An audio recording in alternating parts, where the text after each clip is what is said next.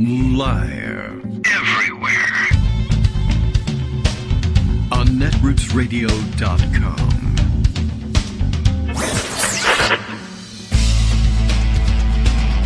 David Waldman. Kagro. In the morning. Now, here's David Waldman. Oh, all right. I guess I'll start. I'm sitting here thinking about how to begin the show, and I realize, of course, dead air here. I'm going to have to go ahead and roll out the show regardless. Reflexively, I say, hey, good morning, everybody. How you doing? But it's not a great morning at all. It is Wednesday, May 25th. Plenty going on, of course. That makes me hesitant to, get on with the usual greeting. For one thing, as it turns out, it is the 2-year anniversary of the murder of George Floyd. That's not a great thing, but that one, at least you feel obligated to remember it, and when someone remembers it to you, you want to make note of it. But of course, we are operating once again for the second time in 10 days under the shadow of a mass shooting.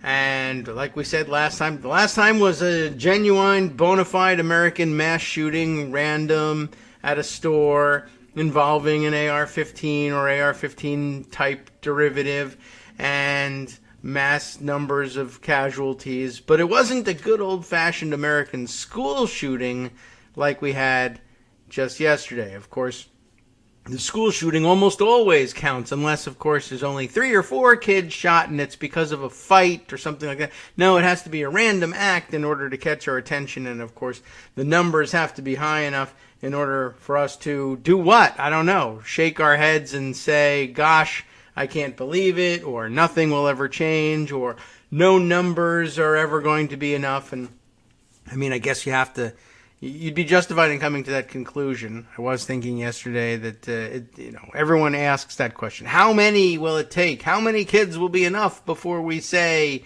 enough when we have to do something? And I don't think it's a number. It's just not. It can't be, right? It's clearly, there's no number that's going to change minds.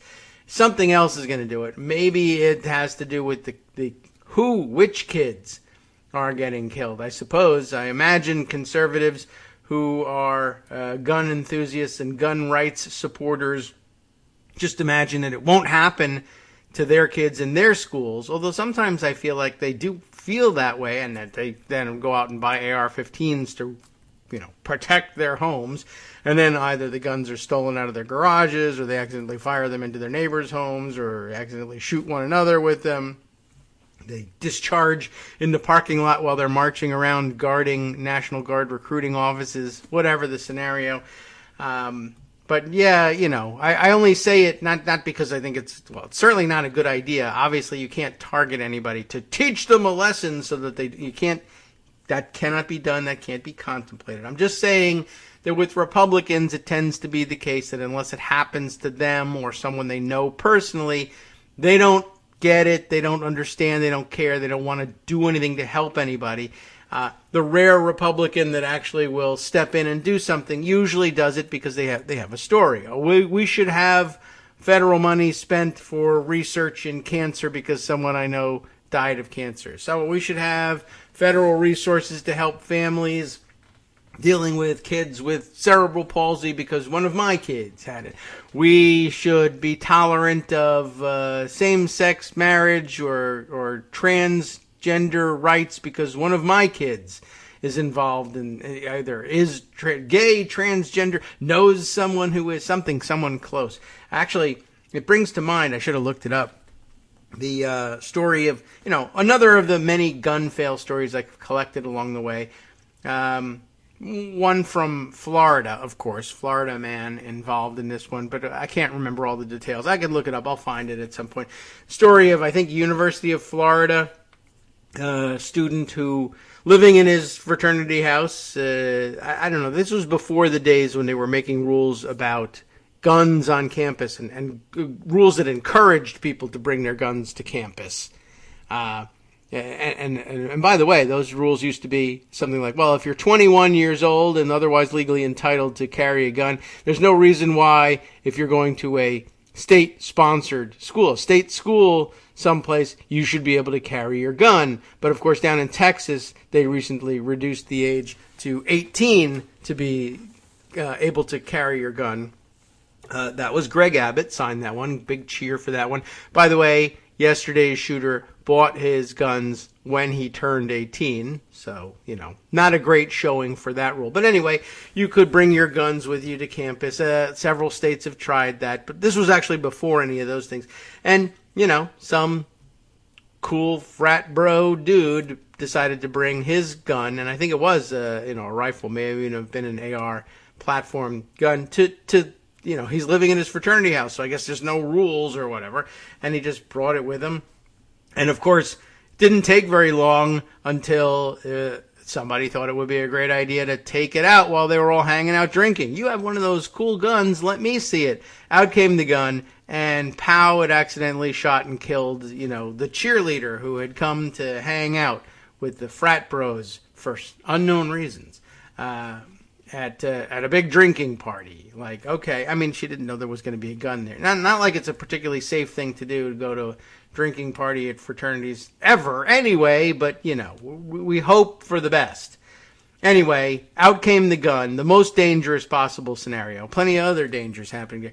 And she was accidentally shot and killed, and I know people dispute the use of the term accidental. We'll have lots of disputes about terminology in the next couple of weeks until we forget about this and say never again to it, and then it happens again, and then we remember, oh yeah, didn't I say never again? Anyway, the point here is when they actually brought this up at the state legislature at the time, I think the Republican leader in the state Senate was under this tremendous pressure to, quote unquote, do something because the girl who was shot was like his dentist's daughter or something, and I guess he was particularly close to his dentist. Maybe it was a pal of his and he was a dentist because he was his friend. I don't know. They had some kind of close relationship, and basically the dad says if you don't, he was a Republican too, if you don't do something about this, you're a coward and we're finished. You and me, personally, like, forget it. I don't ever want to hear from you again about anything if you don't do something. And he was like sweating bullets, as a matter of fact, you could say, because, oh my God, the NRA, and I'm a Republican, and how can I do this? And I don't even remember how it worked out. I think I recall that he actually made a somewhat courageous vote trying to do something, but it was Florida, and nothing happened, and they probably have pushed him out since. I should look that up to see whatever happened to the guy who actually found himself in that situation. It's just, apocryphal story, one of those things that illustrates what we're up against, I guess. And I don't know. I don't need to tell very many more of them. But at any rate, yeah, we got lots to cover today. I'm sure we'll be talking about this. There are particulars about this shooting that make for required conversation, including, of course, the fact that all the Republicans ran to the cameras, one, to offer the thoughts and prayers. We know how that goes. And to say, oh, it's all about mental illness, but we're going to cut all the mental illness money. And it's not really about that either. But the favorite trope now, of course, is to say, well, the only thing that stops a bad guy with a gun is a good guy with a gun. We should have armed guards, police at every school. This was an elementary school. You really don't want to have armed guards at every door to an elementary school. But say you get past that fear. One of the big problems, of course, Ted Cruz, video circulating on Twitter yesterday, doing the same thing. We just got to have armed guards. And he had just seen, not 10 days ago, we just saw that plan fail at the Tops supermarket in Buffalo. And it did nothing. And we have plenty of other examples as well. They're all over the place. And, of course, yesterday, as it turns out, I'm still not clear on the timeline. I haven't read all the details. But apparently 3 armed police officers arrived at the school building. I guess they're chasing this guy because he had shot, just like with the Sandy Hook situation, shot his grandmother at home before taking off. I don't know whether they're chasing him through the streets, but they arrive at the school and exchange gunfire. That's the the terminology, with the shooter, but the shooter just goes right past him and then all of a sudden stories start circulating. He's like Iron Man. He's impenetrable by bullets. He's wearing body armor. We couldn't stop him. This morning we find out the shooter is shot and killed at the scene. So they're able to take a look. He's not wearing any body armor. Just 3 cops were just ineffective against him. And I don't know what happened to the 3 cops, but he had AR-15s. They didn't, even though they probably could have had them in their trunk of their cars. We've been passing out tanks and body armor and grenade launchers and AR-15s like candy to the cops, whom we can't defund because they're protecting us. And then they showed up at a school, and he goes running into a school with an AR-15, and I don't know what goes on after. 20 people were shot inside. I don't know what happens to the cops, but Ted Cruz, no, you can't say that. It doesn't work. You're full of it. When you said it, we knew you were full of it because Buffalo and 5 other similar situations. Now it turns out you're completely wrong again. I don't know what the excuse is going to be today, but I'm sure it'll be something. Well, we need to deliver more, I don't know what, birthday cakes to schools. Only a good guy with a birthday cake and stuff. Who knows what they're going to come up with next? A bazooka. That's what we have to have at every school entrance. All right. There's many other things to discuss and many other normal, sane ways to discuss even this. Greg's here. Let's go. This is in your wheelhouse too, Greg, unfortunately. You know that. I'm afraid so, yeah. There's just too many parallels with Sandy Hook. They're just very disturbing. Mm-hmm. In case you were wondering which never again we're ignoring. It's that one. I mean, but the fact that he shot his grandmother, he was a bullied kid who grew up, the school failed him. Didn't identify him as being the risk that he actually was. He drops out of school. He buys a couple of AR-15 equivalents in addition to a handgun when he turns 18. And then he goes to a school and shoots up a score of kids and just, been there, done that. I didn't do it myself, but it was done to my town. And there are plenty of stories floating around about how Sandy Hook people are just reliving everything all over again, and it's just horrible. Yeah. So you started the show, though, by talking about, you do stuff because you feel like you have to do stuff, but then it's never enough. So here's Lauren McGuffey tweeting about Texas, of all things, which I think is important. She works at Dallas News. After the last Texas school shooting in 2018, lawmakers loosened gun restrictions by making it easier to carry during a disaster and into a church. They also already spent millions on school hardening and axed a cap on school officers. And then in 2021, Texas became the biggest state in the country to let people carry handguns in public without a license for the mandated training that goes with it. And that was 2 years after the shootings in El Paso and Odessa, which you've probably already forgotten about, not you personally, but people. At the time, some Texas GOP leaders like Dan Patrick said they would defy the NRA to push for expanding background checks, but nothing ever happened. They would defy him, though. Mm-hmm. Similar to your Florida man story. Yeah.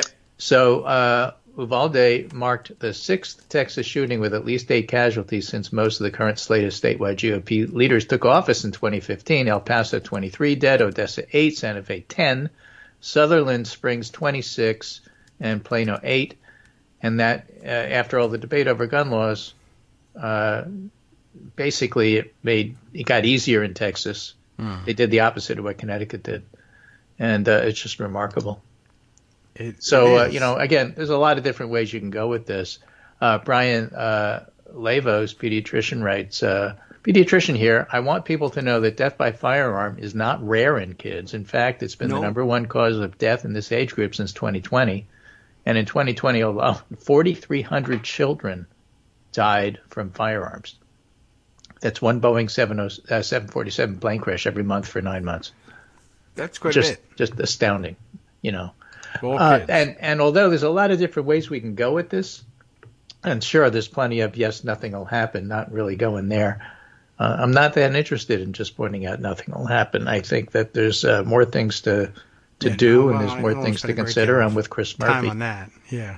Do something. But reporter Will James had a very interesting and I think a good and short tweet thread that I'm going to read. But to me, it was sparked by Jelani Cobb, a reporter I respect, saying, what have we learned about covering these things that news people need to know? So I'm going to go there a little bit. Okay. We don't usually cover that. So James writes, we are past the point at which news organizations in every state should consider formalizing a pool system for contacting the families of victims and perps when there's a massacre. Mm-hmm. Let's minimize the trauma caused by reporting. Okay. One of the worst work experiences of my life was being part of a swarm of journalists descending on Newtown in the hours and days after Sandy Hook. Reporters for hundreds of news organizations were knocking on doors trying for the same thing, humanizing the victim. Families shut down, understandably, because they were shocked and grieving, and they were swarmed. What if just one local reporter knocked and said, look, I'm here on behalf of the news media. I'm the only reporter who's going to be contacting you about this. Yeah. That, That's an idea. Yeah. I mean, I think if you can organize it for the White House, That's right. If you have a pool for the White House, you're going to have a pool for this. I think, for one, he says, families would be more likely to share their stories. We'd be sending a message that we as an industry care about their well-being. We'd do away with the circus atmosphere of post-tragedy reporting, which, frankly, is not conducive to getting people to talk. And the audience would be better served. And most importantly, we'd minimize harm and avoid becoming part of the tragedy. Now, this would, of course, require coordinating with national news organizations, which is hard because they compete with each other, and perhaps giving national media outlets point people in every state who will be reaching out to family members.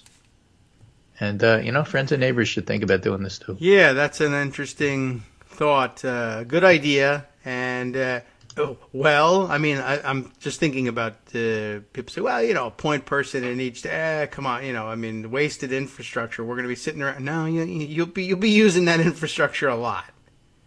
This is Neiman Reports, and I'm not sure the date here. It was in 2019, November 2019. Okay. On the anniversary of JFK's assassination, as a matter of fact. Oh. What journalists can do to report more effectively and compassionately on gun violence. 10 ways to constructively cover gun violence by applying a public health model. All right. Okay. Okay. Well, all right. I'm a little shaky on that model these days, but yeah, let's hear it out. Here's 10 of them. Don't single source the shooting story through law enforcement. All right. Yes. Do the work to develop trusting relationships in the community most affected. That is to say, get local people to do this. If you're going to try to use social media, think carefully about what you're asking for and how you're asking. Akoto Ofori-Atta, managing editor of The Trace, a nonprofit news organization covering gun violence crisis in the U.S., wished she'd thought through more carefully a call out to people who've survived being struck by a bullet. Saying, tell us your story or we want to find, assumes people who don't know you will want to talk about these things. Okay. Watch your language. Words like urban, gritty, gang-related. Gritty? Dog whistles is what they are. Calling a neighborhood a war zone. Don't do those things. And too often you see those, Yes, true. Although in the school you'd shooting think that the simple, setting, obvious, common sense things would be things to avoid until you see it and say, you didn't avoid that simple common sense thing. I just heard it again on cable. Yeah, although gritty probably would have slipped past me. Although I see when they put it in context. Okay, now I see what you mean. Examine your reporting priorities and what gets the most attention. Right? There's a hierarchy of death we perpetuate. Shooting of a 10-year-old gets huge attention, while that of an older person might barely get a mention, if at all. But that's in fact, there's nothing you could do about that. That nobody's saying, "Gee, this is a one-day story." This is not a one-day story. No, Sandy Hook was not a one-day story. No. You're talking about school kids. You're talking about grade school kids. You're talking about 2 to 4, grade 2 through 4. So. That's absolutely going to have a high priority. Look for stories about how people take action. People rearrange their lives around everyday gun violence. And a story about the landlord who won't retrofit the house for a gunshot victim's wheelchair is, good to cover. Yeah. A story about how people on Medicaid who need mental health treatment have to wait months, that's good to cover. Don't just do the shooting thing. Yes, and I think you have an obligation to do that if you include in your initial stories, blah, blah, blah, X number of fatalities. Other victims, other people who were not fatalities, are expected to make a full recovery. They love to throw that in at the end. And it's what does that mean? And let's follow them for a while. Yeah. What do you mean by full, alive? Yes. I've post-traumatic issues. Is that full recovery? Is that what you mean? One arm, Do more stories about survivors. Yeah. That's another point here. Okay. 90% of people who are shot survive. Write about them. Don't link gun violence and mental health. Okay. All mental illness could be cured. And Chris Murphy was very eloquent when he was pleading for help on the Senate floor yesterday.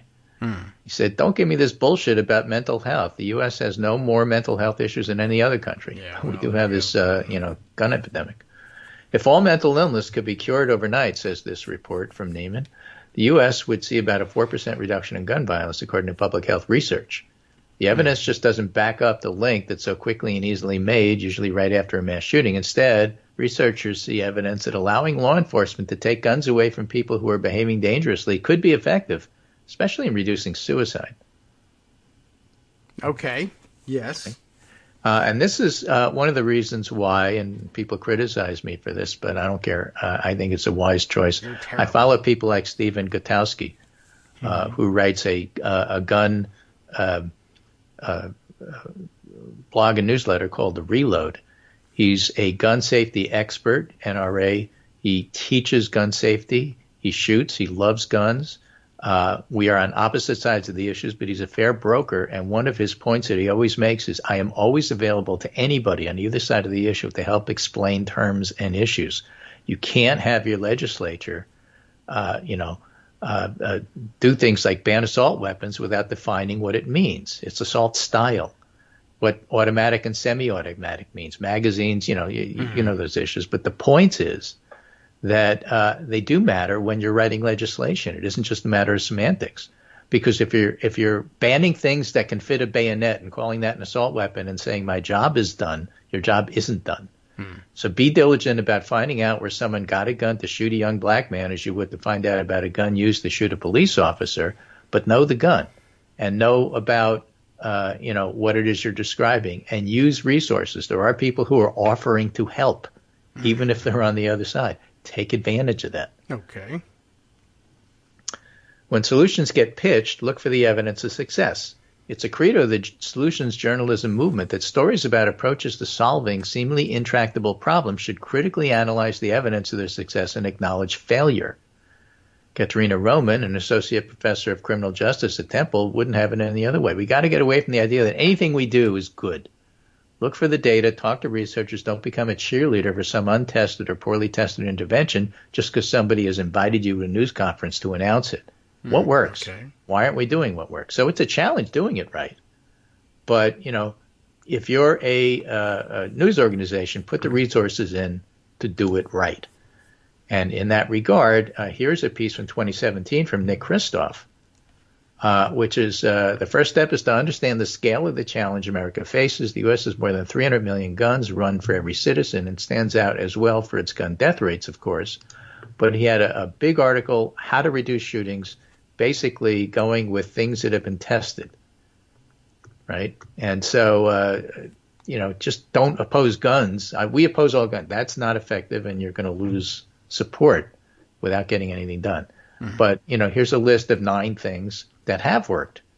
And so each one has a little bit of something to contribute. Background checks. 22% of guns are obtained without one.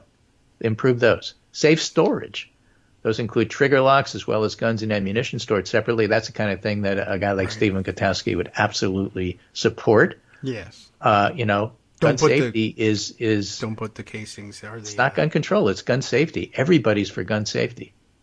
There are people who aren't, but yes, generally speaking, yeah. Don't put the magazine in a toaster oven. I learned that. Yeah, that's that. I mean, you can always find people who say, you really shouldn't have done that. Yes, no, but there are lots of people who are like, no, don't worry about safety. It's better if the guns are set to go off at all times. There are people who just say that. I don't know if they're trolling or what, but. Yeah, they're either trolling or in the small minority. Yes. I mean, look, nothing is completely and totally safe, and perhaps microwave should have a warning on it that say you shouldn't really putting in your hairspray can in the microwave just to see what happens. Yeah. But you can't account for people doing weird things. It's just the general rule is what we're talking about here.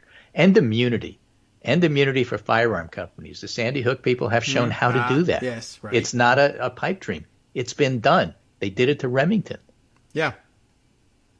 Right? That was after this article was written.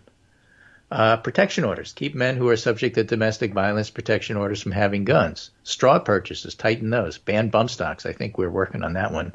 Ban under 21s. The kid was 18 and legally bought a gun. Make it 21. As far as I'm concerned, every 3 years, raise it until it's 80.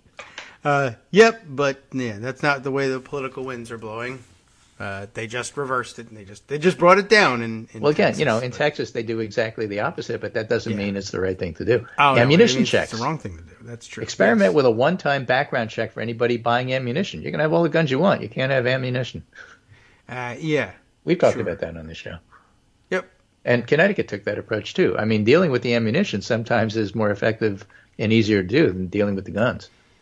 Yeah, I mean, there are ways around it, but you have to find ways around it more often than you do with the gun. Gun, you buy once. Ammunition, you seem to buy all the time. If you make it the whole thing a huge problem, big pain in the ass for people who are maintaining guns, okay. Right. The experts say that some combination of smart guns, like Christoph says, if somebody steals my iPhone, it's useless. The same should be true of guns. So some combination of smart guns and safe storage would reduce the number of firearms stolen in the U.S., which is currently about 200,000 a year. Mm-hmm. Yes, that would be helpful. Yeah, look into gun buybacks. I mean, these are all practical suggestions. It's not like, well, there's nothing we can do. I just gave you a list of things we could do. Yes. That doesn't mean we will do them or that we can get it through politically. Right. But there are things one can do that would make a difference. So don't just throw your hands up and say, there's nothing we can do. I just gave you a list of things we can. Right.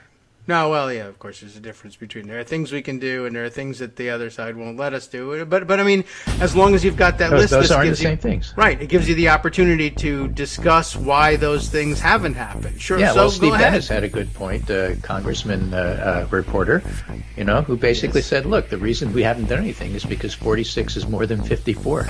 Yeah, obviously. Which is what happened the last time it got voted on. Yep. Well, it gives you the opportunity to point that out. And by the way, it gives us the opportunity to hold those votes and show one more time why it won't work and who's at fault. Hi, everybody. It's me, David. Let's change things up from the old fundraising pitch for just a minute and talk instead about how you can be a part of our show. If you've got a smartphone or any other electronic recording device, why not sit down and record a segment for us? Read us an important article and give us your take. Read one of your own original essays, or even just give us your commentary on something you'd like to share that's important to you. Then send the file to me at kagrox@gmail.com, and I'll try and work it into the show. Short segments, a few minutes in length, are easiest to fit in. And of course, I can't always guarantee that I'll be able to play everything, but if you've ever shouted at your radio or TV about something you wish was being covered, here's your chance to change that. Make the show your own. Send your submissions to me at kagrox@gmail.com.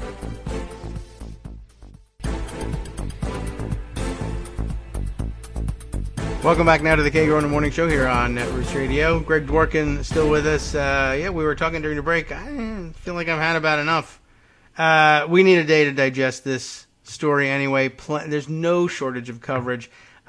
You might be right, Greg, that there's just not a whole lot more in terms of providing analysis that anybody can do today with any basis in reality. We have to wait for the reporting and move into reaction mode again tomorrow. So you're certainly excused if you didn't want to continue with this.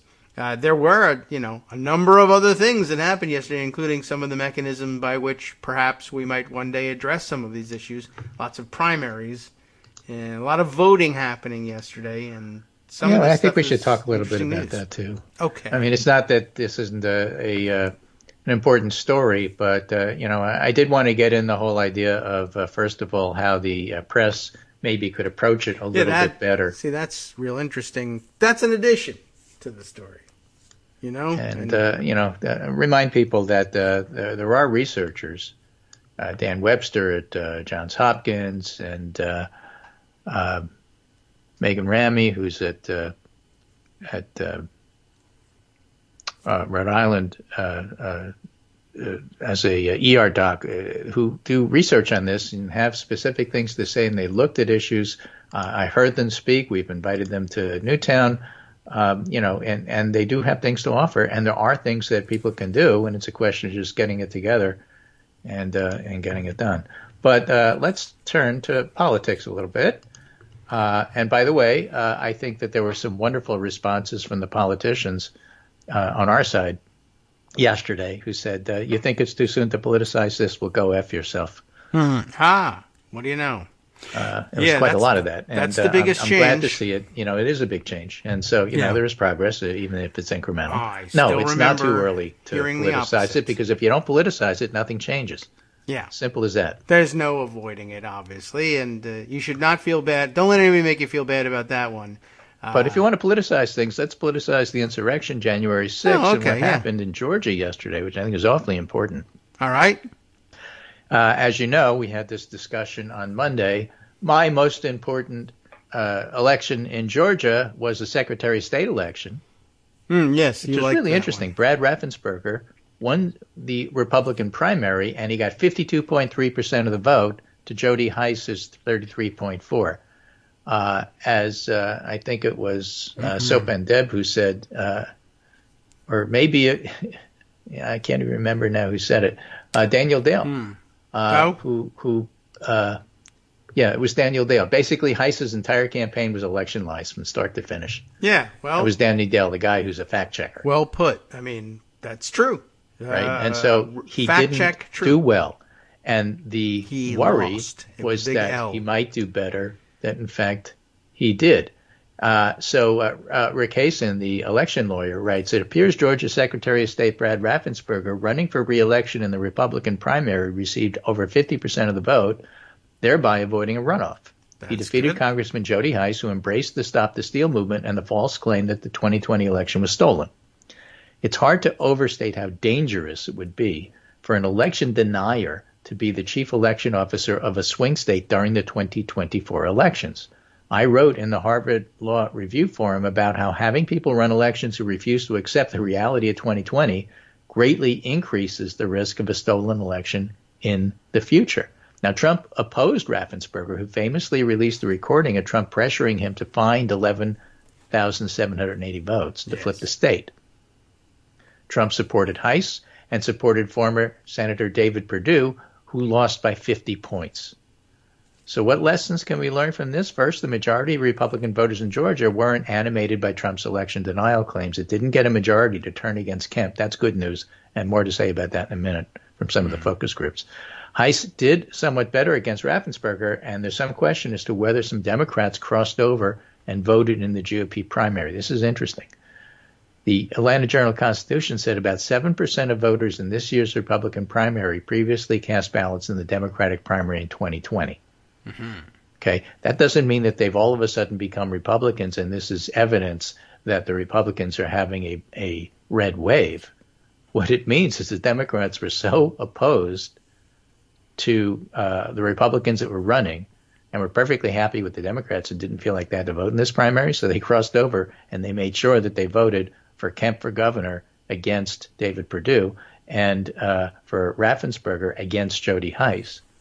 And that wasn't definitive because Raffensperger and Kemp won, especially Kemp, by large amounts. But still, it was a help. It was a good thing to do. I'm glad they did it. And screw you. This is our way of saying screw you. Definitely the least worst option. I mean, they're particularly bad. I mean, it's ironic that you have to cross the line and do that because there's just someone even crazier. But I mean, Brian Kemp, widely suspected by Democrats of some shenanigans of his own to steal the governor's race. And Raffensperger, I mean, if you read closely what he had to say to the press, least worst options, because the others were so bad. He would have been happy to help Trump steal that election if the law had been different. If the law allowed now it, the law but, does. If you're going to follow the law, I'll vote for that guy over the other I one guess who so. says I won't follow the law. Right. Although, Jody Hice didn't even need the excuse anymore. Neither did Brad Raffensperger. They changed the law to make Brad Raffensperger perfectly comfortable doing what Trump asked for this time. Anyway, still, if the two choices are the one who said, well, if the law says no, then I'll say no, and the other one who says, if the law says no, I'll say yes anyway. We don't need those thinking. You gotta go with the guy who says, like I'll obey the law, I guess, even if he asks for the law to be changed. But boy. All right, well, what can I tell you? It's Georgia, and if you were going to play in the Republican primary, you were going to be making some real terrible choices. So, okay. So here we are. Herschel Walker got nominated. Yeah. And somebody asked him about the shooting, and he said, yeah, we need to do stuff like that, Yeah. Stuff. We need stuff to do. Those things that do. Yeah, I'm not sure whether that means we need to have shootings or we need to have something. Well, hard to know anything Herschel Walker says. The guy's completely, totally unqualified, and so, cannot probably win.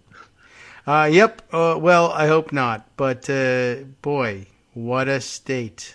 Right. Let's finish up with Georgia. Other things that were of interest in Georgia.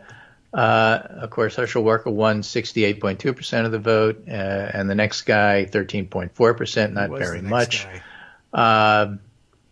The House of Representatives in the 14th, where Marjorie Taylor Greene was running, she got 69.5% of the vote. Her next closest challenger was 16.9%. So that's a lost cause area over there. Yes, in many ways. I don't know anything else interesting happened in Georgia. Oh, I do. What? We had two incumbent Democrats thrown into the same primary. Lucy McBath won that one. Yes, she did, and defeating. She beat Carolyn Bordeaux. That was in the 7th district, and that is of some importance. There were people keeping an eye on that one and pointing out that she, like Kurt Schrader the other day, defeated Bordeaux. in the primary. Yeah, Bordeaux and Schrader both defeated in their primaries. Both members of, I need like more dramatic music than I've got, but like some sort of Blue fanfare. Dogs. Not only that, but No Labels Unbreakable 9. Remember that they used that briefly. I mean, it was about as popular as the Can Kicks Back. But I know whatever. she was really instrumental in making sure that Biden's Build Back Better That's didn't. The point. Yeah, that's the pass. nine Democrats who voted in the House to decouple Build Back Better and the bipartisan infrastructure bill. And saying, this will be better. We got to take what we can get, and we'll come back around to the other part in defiance of the Democratic plan to say no. They both need to go through, and a couple of them are retiring, and two have been defeated in primaries by explicitly more progressive Well, the Blue Dogs in challengers. general have been decimated. Yes, I mean they've gone from like 50 to 14 or something like that. It's almost as if the theory that maybe you could run better Democrats in Democratic districts was worth thinking about and trying. Well, the other side of the coin, it'd be really nice for Democratic leadership to consider is maybe you should get some younger blood in there and get rid of some of the old guys. Yeah. Well, all right. So anyway, that duly noted as well, and it's too bad. But it was a Carolyn 63-30, so it wasn't person, even close. But yeah, that's true. On the other hand, speaking of what can I tell you? conservative Dems, I think that Cuellar is probably going to win. It's not clear. He's only up by like 1,000 votes or less. I have to go check that one and see. In the Texas runoff, what do we have here? Ken Paxton easily won. He beat P. George P. Bush by 67 The P tape is real. W is already taken. This is P. In fact, George Bush is already taken. So there's HW, there's W, and then there's P. P lost 32.1 to 67.9. So they didn't go with the ungenuine "I love Bush." Bush saying "I love Trump." They went with the genuine "I love Trump." So they went with Ken Paxton. Why vote for a fake when you can have the real thing? I guess so. Well, sorry, P. Not really, but what are you going to do? Let's see. In the U.S. House, what do we have? Henry Cuellar has 22,692 votes, and Jessica Cisneros has 22,517 votes, so less than 200 votes separating them. Wow. Okay, with 5% still to be counted. Well, that can undo it. So it might. Cuellar so far, however, is holding on.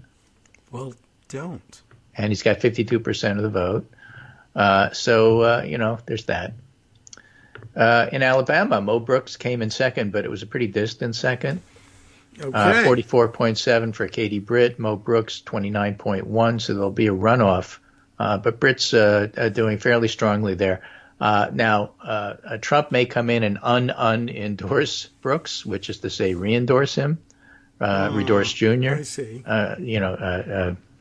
He might endorse Jr. It's unclear what will happen there, but Brooks is probably going to lose, and that's all good. So in the end, Trumpism won, and Trump himself had a pretty bad night.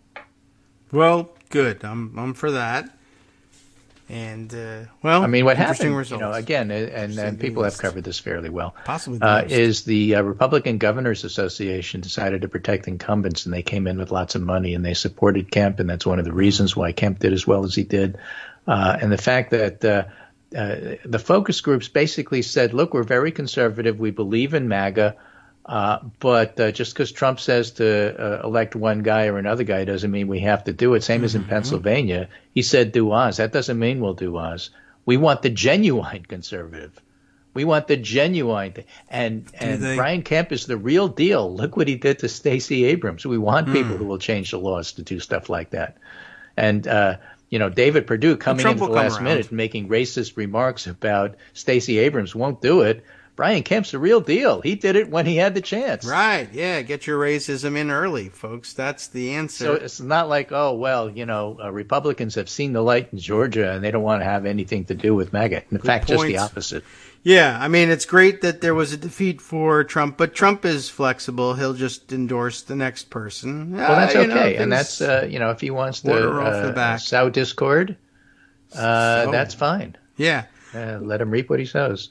Yep. Okay. Well, he loves discord, not just. Or if you're a tailor, let her rip what you sow. Whatever. Just let him get involved, and let him make a mess. Yes. Oh, one other point I'll throw back, and just to throw back to Carolyn Bordeaux, and the other point I saw made was because you mentioned lots of money coming in, money being spent to try to win these races.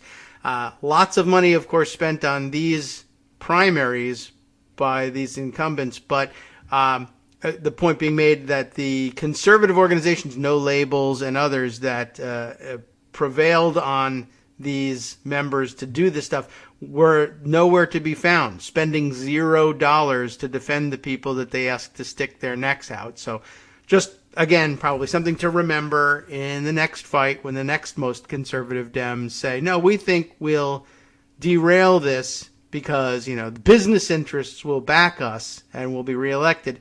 They don't always show once they get what they want. So just wanted to throw that out there. Something for you, all the elected Democrats listening to this morning to the show. Now, there's a couple of stories which I thought you might find interesting. Yes. Which have little to do with the election fraud that Donald Trump is so closely associated with. There's other Republican election frauds happening around the country in various and different states. Yeah. And we have to cover them. One of them is in Michigan. Yep.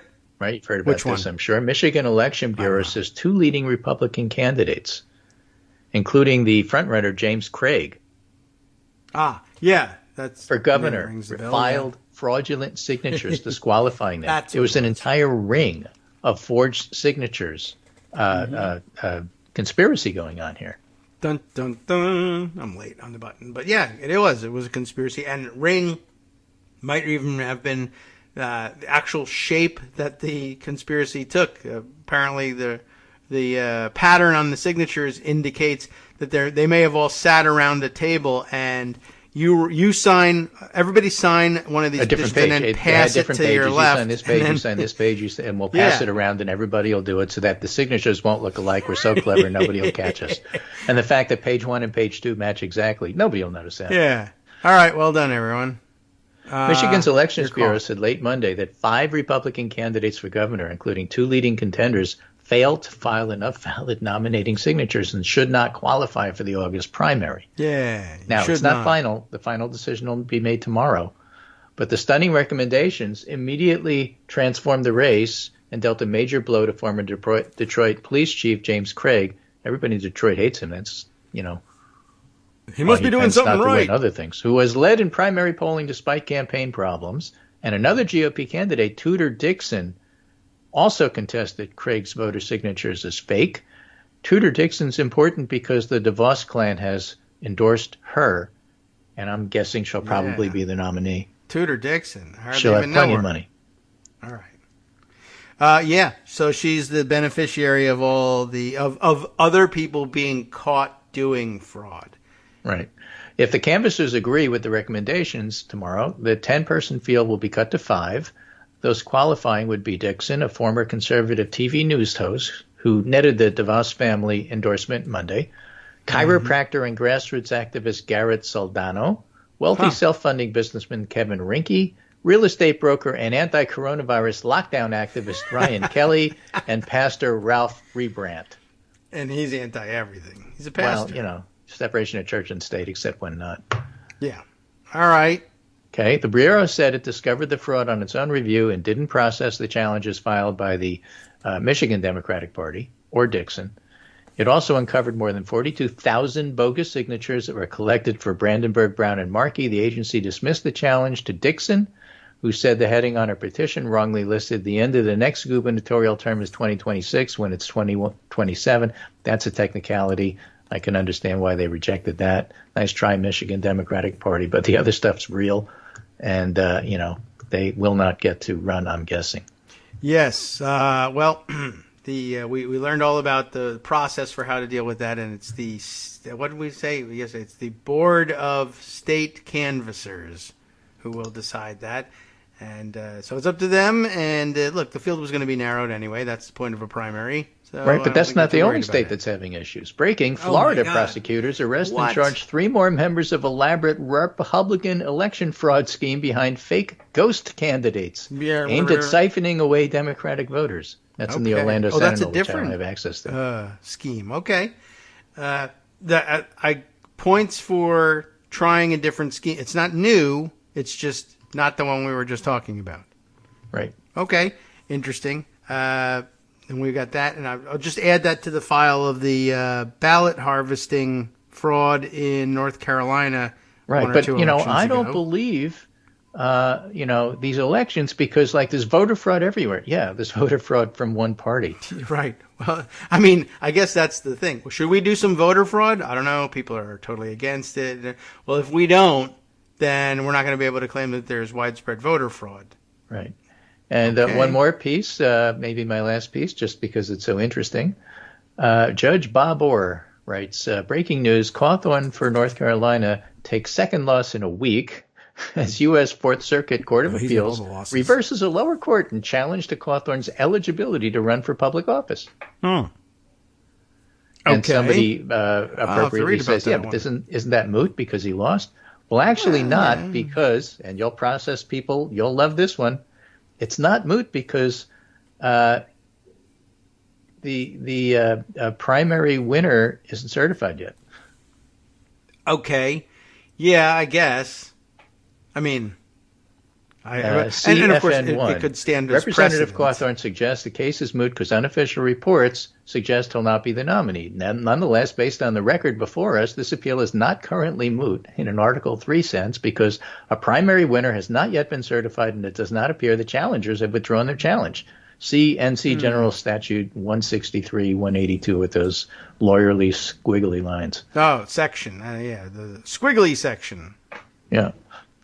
So, according to the record, you can't do that. Now, the interesting thing is that there's other stuff that's still, of note about this. I mean, you have to remember the whole history here, and I'm not a lawyer and I don't remember anything, so I'm getting all this wrong. You'll have to help me. But basically what happened is the Civil War judge who decided that it was an inappropriate challenge said there had been amnesty passed for Civil War people. Right. And therefore, that Civil War era amnesty applies to Cawthorn, so he's off the hook.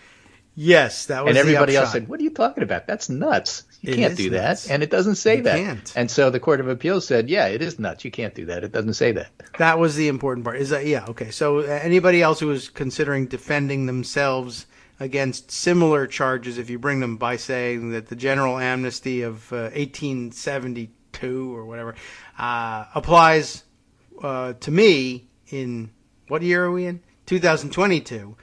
That is a stupid interpretation. I'm glad to see a state or a court of appeals step in and say, no, that's never can be the intent of this thing. That's stupid. Although, if you do read it facially, it does sort of say that.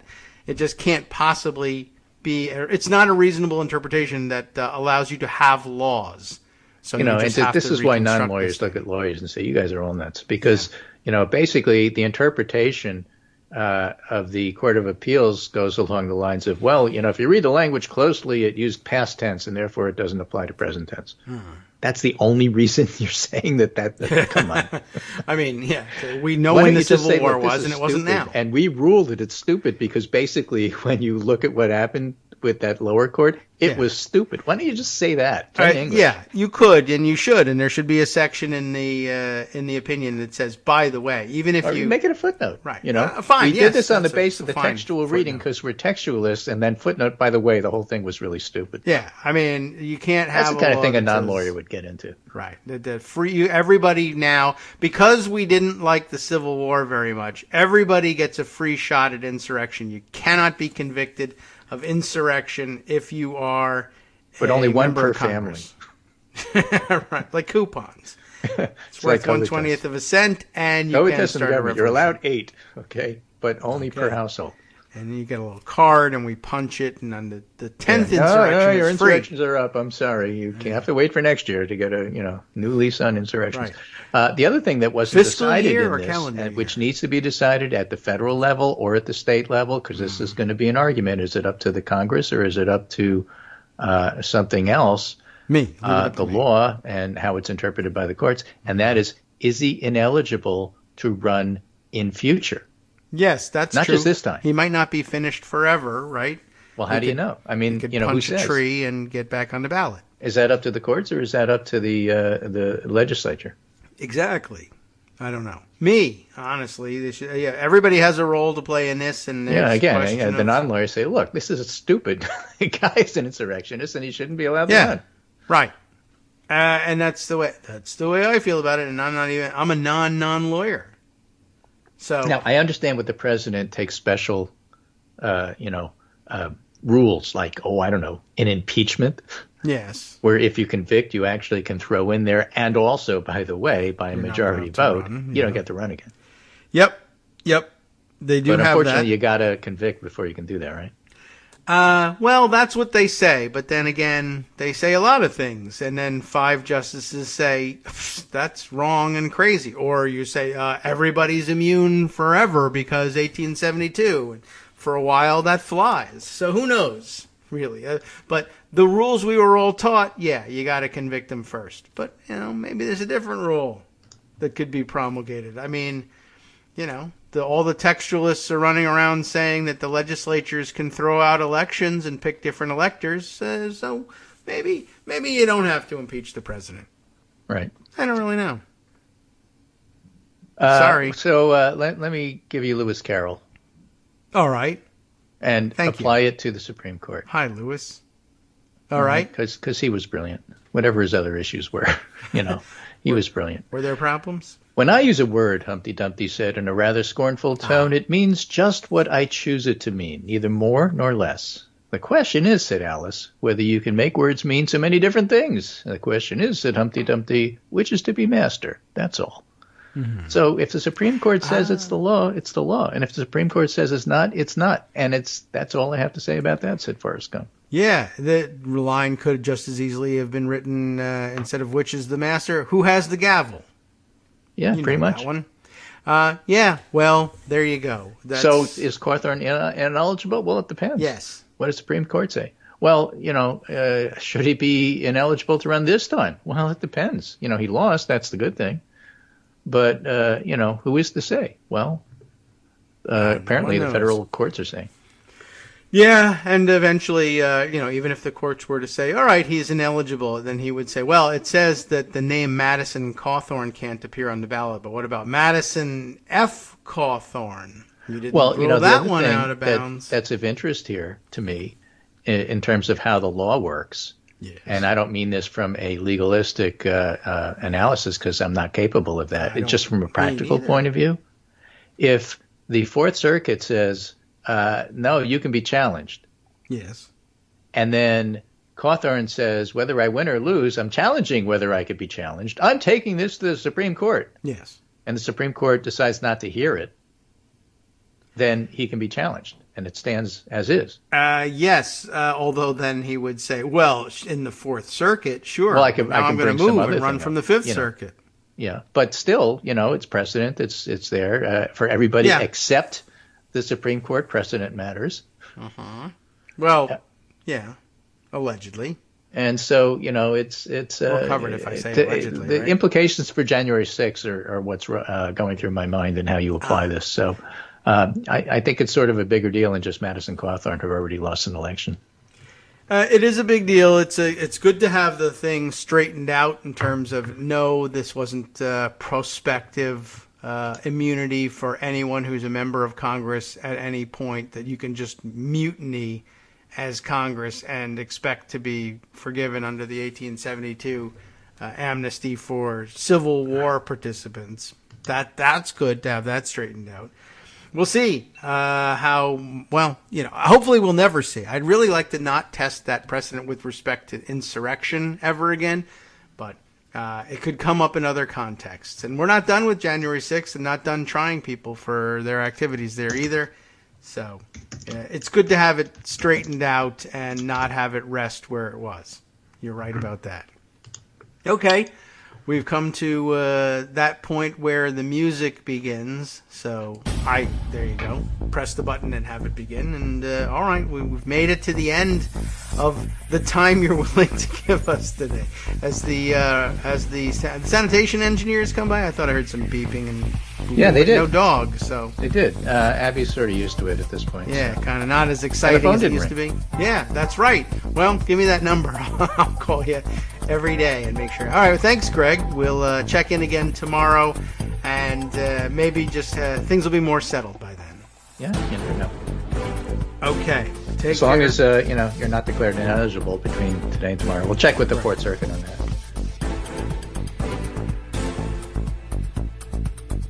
All right, welcome back now to the Kagro in the Morning Show here on Netroots Radio. Fielding some comments along the way from the show so far, as well as prior to the show. There are a couple of comments to circulate. Our friend Ricky in PEI tells us, I guess in agreement with Greg's reading about proposed protocols for reporting on these tragedies. Notes for the record that then this is terrible news. When my best friend was murdered in 2002, that's some story all by itself. I got in an argument with a reporter from out of province, we always say out of state here, but out of province in Canada, about whether or not he had a right to set up on her front lawn, which seems to me very un-Canadian thing to do. And I can support your arguing with them about that, but it's a widespread problem. It is, I think, a great suggestion. I don't know who has to carry it forward in order to make it happen, but I think that the press, there'd be some widespread agreement. I mean, of course, there are people who would say, well, something like this is a real opportunity to get some great clips of me, in the field, reacting, doing a live shot, and handling a delicate situation in just such a way so that I can move up to a bigger market at a different channel or whatever. But, I think we could probably get past those objections. But, I mean, that's definitely true. Everybody swarms the families, and I think you'd find some widespread agreement about trying to minimize that. We'll see whether it goes anywhere.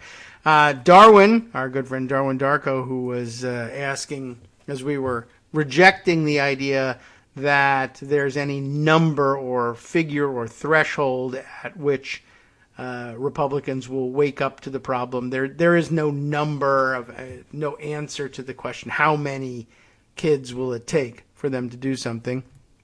But in his reaction, his question was, how many times do you try to get away with thoughts and prayers as a response before you admit that they do nothing?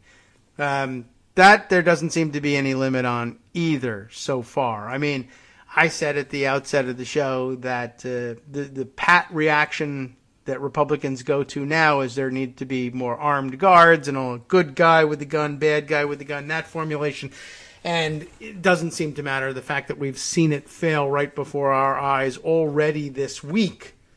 Twice in the span of 10 days, we've seen that the armed guard or the presence of police doesn't do anything in particular, but it still gets said. But maybe the third time in a week, then it would wake people up to it. I don't know, but I guess reality doesn't seem to have any real bearing on this stuff. Let's see. I also... lots of comments about the frequency of shootings and how it's viewed overseas, and others must just be thinking the worst about America. And I mean, they already do. They've already, there are places that where their State Department equivalent have warned them, yeah, you can go to the United States. It's a great tourist destination and everything, but you should be aware that people get shot all the time for no particular reason. There's mass shootings. There's accidental discharges of the weapons. There's bullets fired into the air that come down, stray bullets that'll kill you. You got to watch out for that stuff. So I know they're not thinking great things about America when it comes to the guns. And our friend Truro Renfro pointing out, saying, I feel safer when I'm riding public transit in Israel than I do in movie theaters, public schools, and concert venues in America. And there are a lot of people who would probably agree with that. And it's supposed to be a shocking statement because, of course, look at the great lengths to which they're going to make sure that these attacks don't happen in Israel because there are so many of them and they're so sick of them. And then they curtail, to put it gently, curtail everyone's rights, but certain rights in particular, i.e. those of the Palestinians, in order to make sure that these things don't happen, and yet they do happen anyway. But it did remind me, one of my favorite throwback stories from all of this is that having had one and only one opportunity to visit Israel, and part of the visit was to Sderot, which is one of the southern Israeli cities under constant attack from the makeshift missiles that they're able to build in Gaza. And even though they've been contained by a wall, an early argument about walls from that, not earlier than, say, walled cities or the Great Wall of China, but, the modern context of the effectiveness of walls and the ingenuity of the people there, that they wanted to be able to continue to launch attacks. They're engaged in a war from their side, and increasingly engaged in a war from the other side as well. But their ingenuity, I mean, it is that. It's deadly, and so I wish it wasn't happening, but okay. It is ingenious to have been able to build rockets out of what they are able to get through the wall and the blockade there. And they were, anyway, whether you want to talk about it as ingenuity or not, they're launching the rockets into Israel, over the wall and into Israel, to bring the war there. And Sderot is where a number of these makeshift rockets were falling. I think 2 Israeli towns were the chief targets, the ones that are reachable from Gaza. Ashkelon, right, and Sderot. So we made a visit to Sderot, where they make a, small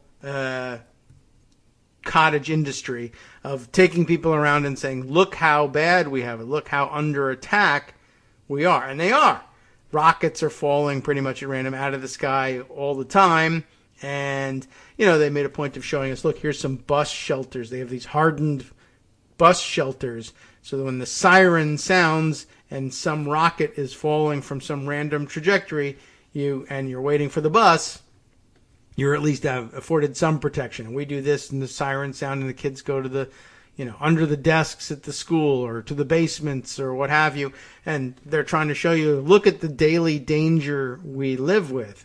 I guess the idea from there is to say, and so that's why we don't recognize there being any rights for Palestinians, because look at this terrible stuff that's happening. It's not great, the situation there. At any rate, what I found most interesting about the visit there was that I said, yeah, I kind of get what you are feeling here. The idea of their having Americans tour was, of course, that they would be able to say, you have no idea how difficult it is to live with these conditions. And they were being caught by surprise by Americans who were saying, well, they shoot 24 kids a week in the schools here. Or at the time that I visited, it was just after the D.C. sniper incidents, where the two D.C. snipers were driving around picking people off one at a time as they were filling up their gas tanks or waiting for buses or coming out of shopping centers. And it terrorized the entire D.C. area for weeks. By the way, right in the middle of the George W. Bush, he kept us safe from terrorism claims. But whatever. Anyway, but telling them the story of, they're hanging tarps from the overhangs of gas stations so that the view of people filling their gas tanks is obscured so they don't get shot by snipers. And you have to, walk a zigzag pattern between your car and the front door of the grocery store so you don't get shot on the way in or out. And the people giving us the tour of Sderot saying, wow, that's crazy. I mean, talk about, threat to your daily life. How do you put up with that? How do you live like that? And we're in Sderot, where the whole idea is to show us we can't live with this daily terror from Palestinians. Like, well, we can't live with the daily terror of what's going on from our own people we recognize as actual citizens of this country. And they're free to go to the store and buy as many guns as they want. That's not the case for Palestinians. Anyway, I just thought that was kind of an interesting reminder. I think I've mentioned it on the show before, but it's quite a thing, I guess, and really remarkable to go to, to visit a place like Sderot and have them say, I actually feel bad for you. You're the one living in danger. And as Americans say, it's just everyday life. I mean, you got to do what you got to do. That is interesting. I mean, we don't, maybe, I don't know what the lesson is to take away from that. But at any rate, I just thought that was an interesting comparison. All right. Jumping back to other things that people have said along the way. Let's see. I wanted to scroll back and take a look at some of the things that we may have been tweeting and retweeting about this and other issues. I don't know. There's a couple of very interesting observations that people have made along the way. But, I don't know that I really want to backtrack and get back to the shooting. Maybe Greg is right. We give it a rest for now, and we'll be back on the issue for the next couple of days, I'm sure. Okay, let's see. Speaking of the elections results from the other day, a little bit further back, not yesterday's elections, not the week before, but going back to April 6th of this year, an election story that we missed. But as long as we're collecting stories of Trump people failing to get through their primaries, even with Trump's endorsement or whatever, and whether or not they're beaten by people who will ultimately stand up for the rule of law or not, we never know. But this one was interesting. Kelly, I don't know how she pronounces this last name. It's R-U-H. Ruh? I don't know. Anybody from Wisconsin know Kelly and how she pronounces that last name? And can you get me that message quickly enough for me to make a difference? This from boltsmag.org. Wisconsin voters oust a fake Trump elector. Kelly R-U-H. Kelly R, we'll call her, to preserve her anonymity, was part of a string of candidates running for local office today. That was back in April, of course, after casting doubt on Biden's win or attempting to actively thwart it. says Daniel Nichanian over at Bolts. Kelly R., a Wisconsin official who 2 years ago posed as a presidential elector for Donald Trump, one of the fakey fakes from Wisconsin, as part of an attempt to overturn the 2020 election, lost her re-election bid that night in April. Kelly sought a second term as an alderperson in De Pere, I guess, D-E, and then P-E-R-E, De Pere, I'm guessing it's your pronunciation there, a town near Green Bay, or Green Bay, I don't know how you pronounce that crazy word, Green Bay in northeast Wisconsin. She lost to Pamela Gantz, a real estate agent who volunteers as a poll worker. I wonder if she took personal offense at being accused of shenanigans. Our campaign was about restoring trust in our local officials and focusing on the local issues that matter to us as a community, Gantz told Bolts after her win. I promise not to use my position to influence any national elections or support conspiracies, she added. I note that she said nothing about local elections, but okay. I promise to keep it local, there we go, and promote fair and free elections in our community. As one of only 84 fake electors nationwide, only 84 fakes, that's great, we're keeping the numbers down. As one of only 84 fake electors nationwide in December of 2020, Kelly R. played a prominent role in the former president's efforts to stay in power despite losing the election. She received a subpoena from Congress earlier this year over her involvement in the Stop the Steal efforts, which have been very intense in this swing state, that again being Wisconsin. Anybody sending me pronunciation guides on Twitter that I should know about? No? Okay. We'll continue with Kelly R. then. Where were we in this? Pamela Gantz's win represents a triumph for the voters of De Pere, if that is in fact the name of the town they live in, and for all those who believe in democracy and the freedom, yay for freedom, that comes from self-government. Ben Wickler, everybody's favorite, the chair of the Wisconsin Democratic Party, told Bolts, local elections in Wisconsin are nonpartisan, but both parties are still active in races across the state. That's, par for the course. Kelly was part of a string of candidates running for local office today, back in April, after casting doubt on Biden's win, or in Kelly's case, attempting to actively thwart that win, as Bolts reported earlier. The Green Bay region has been an epicenter for these conflicts. I didn't realize that it was centered around Green Bay. State conservatives have fanned conspiracies around the city's decision to accept a grant from a nonprofit organization to help run the 2020 election. Many other cities in Wisconsin and nationwide received similar grants, and I think the theory is that they come from Bill Gates and something microchip, COVID, I don't know, it's all the same thing. So many other cities in Wisconsin and nationwide received similar grants, and Republicans have since moved to restrict outside assistance to cash-strapped local elections offices. Kelly R. unsuccessfully sued the state in 2020, demanding that it stop Green Bay and other cities from accepting these grants. Two other candidates who were running in this region and were identified by the Green Bay Press Gazette as espousing the big lie overwhelmingly lost that night in April. Leanne Kramer and Kimber Rollin, who last year filed an ethics complaint against the Green Bay mayor over the 2020 election, were seeking seats on the Board of Supervisors of Brown County, which includes Green Bay. It's all the colors of the rainbow, brown and green, I guess.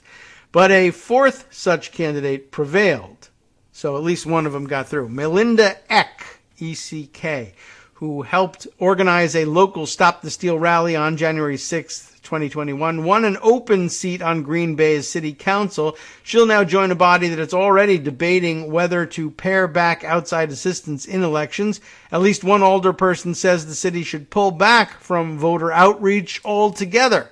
Eck did not respond to a request for comment on her views before Election Day.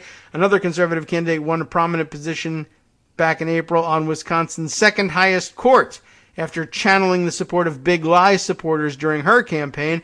Maria Lazar, probably not Lazar, but Lazar, Lazar perhaps, ousted incumbent Lori Kornblum, who was backed by Democrats, to secure a seat on the 16-member Court of Appeals.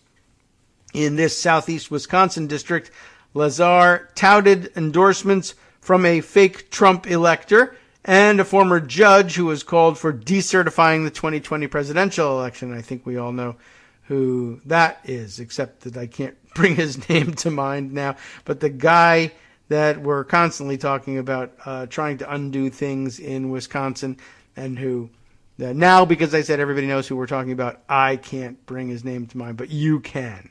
Wisconsin voters will return to the polls in August and November, of course, to determine control of their state government, including elections for governor, legislators, and secretary of state.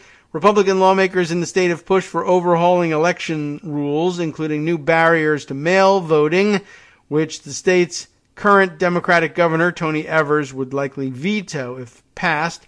Rebecca Kleefisch, the frontrunner for the Republican nomination to challenge Evers, has dodged questions about who won the 2020 election and about her views on legislation that would allow lawmakers to overturn the 2024 presidential election. But tonight, at least, important results belonged to candidates who have expressed dismay at the efforts to reverse the results in 2020. Hours south of Green Bay, in the city of Waukesha, am I getting that right? I mean, it's famous now because of crucial Waukesha County, but I question it every time with these names. Anyway, Mayor Sean Riley easily secured re-election against a challenger there, who recently cheered a report calling for the 2020 presidential election to be decertified. Riley left the Republican Party immediately in the aftermath of the Capitol insurrection last year. This will possibly be the end of my political career, but I have to put this out there because I'm so upset, he wrote on Facebook at the time. I'm ashamed that I was a member of the Republican Party, and I don't know how I can ever be a member again. Despite those fears, Riley got nearly twice as many votes as his opponent back in April. So a good result there as well. So now I guess, well, we missed that story, and now we haven't. It's there and on the record. Okay, let's see. Other things that it's time to catch up on. Oh, yes. The other day over at Daily Kos on the front page, last Friday, I guess I saw this one and put it aside. Also for the same files of people running for local offices and offices of some importance when it comes to determining the outcome of elections, who are nutters. Walter Einenkel reporting this one, or relaying this one anyway, on the front page of Daily Kos back on Friday. QAnon Republican official pulled into investigation of election machine tampering. This also up in Michigan, but I think not one of the many many stories of election machine tampering that we had put on record the other day. So let me give a quick read through this one. State Representative Dare, is that right? D-A-I-R-E, Dare Rendon of Michigan's 103rd District has been your run-of-the-mill ultra-right-wing MAGA Republican since entering office in 2017. She has worked on supporting bills that would gut teachers' pensions under the guise of, well, who the hell knows. And it actually says that in the article here. In recent months, she has been seen sporting a Q pin on her lapel at pro-Trump rallies, as well as in the state legislature. The Q, obviously, for QAnon, the wide-ranging, goalposts forever shifting, catch-all New World Order conspiracy theory that MAGA types pretend excuses their bigotries and bad decision-making. The Detroit News is now reporting that Rendon is being brought up as part of an investigation into an illegal security breach of Michigan voting equipment. This adds to the growing number of Republican officials involved in actual voter and elections fraud, as opposed to the fact-free claims made by the GOP over the last many years, months, and weeks. According to the Detroit News, a longtime clerk at Denton Township says that in the weeks after November the November 2020 election, Rendon was trying, quote, to get access to our tabulator, and I said no. Rendon contacted the clerk, Carol Asher, by phone. Asher believes Rendon was contacting other elections officials as well. Asher also told the News that she has been contacted by the Michigan Attorney General's office and has told her story to them as well. And just in case you think this is a she said situation, they're both she's, so you get to say it that way. Well, in case you think that, here's a quote from, I don't know where, I guess the Detroit News. A second elections official, another county to pronounce, Missaukee County Clerk Jessica Nielsen said she had also been contacted by Rendon after the November 2020 election with an inquiry about voting equipment. So they're not limiting themselves to their home counties. They're kind of going everywhere. That's called corroboration of a story or double attestation of a fact. Nielsen also declined the chance to break the law and all election security protocols, not unlike what's been happening over in Colorado, where Mesa County Clerk Tina Peters and her deputy clerk have been barred from all elections after allowing an unsecured third party access to Dominion voting machines. Michigan's Secretary of State Jocelyn Benson, the Attorney General's office, and the Michigan State Police have been investigating multiple credible allegations of instances in which an unauthorized third party has been granted access to vote tabulation machines in violation of Michigan law. The extent of the investigation is not yet known, and Rendon has pled ignorance. I'm aware that something's going on, but I don't know what it is. Okay, are you sure you don't know, Mr. Jones, Mrs. Rendon? A reminder, in June of 2021, Rendon released a public statement saying that while the Michigan Senate Oversight Committee found no evidence of massive election fraud, Rendon was in receipt of evidence reflecting systemic election fraud in Michigan that occurred in the November 2020 election. That's a quote that she gave at some point, despite the fact that every time people say, well, show us the evidence, she says, no. Not surprising to anyone with half a brain cell functioning is that Rendon has yet to reveal this evidence of systemic election fraud. The Dominion voting machines in Colorado were tampered with by Republican officials and their friends have now been ordered to be replaced at great cost to the county. So anyway, just another catalog of another incident. Michigan was already on the map for this stuff, but from Antrim County. Now we have other counties reporting similar inquiries being made about these things. All right, let's see. Other things to catch up on. We never did read all the way through, and maybe we can do that in the next segment, give myself a chance to catch breath, get a sip of water, but we never did read all the way through the Washington Post's coverage of what Ginny Thomas has been up to in her emails. And with the space of a couple of days between the story breaking and now, it might be a good time to remind ourselves what's going on, like in the wake of the shooting, that this has been going on, and this is easily as serious as the shootings, and give ourselves a chance to go over the particulars with respect to Ginny Thomas. Let's see. Other things. Oh, we didn't, I guess we talked a little bit about this yesterday with Joan, talking about the Senate having blocked an aid package for small business. Did we get around to this, or was this part of a larger package that we did discuss?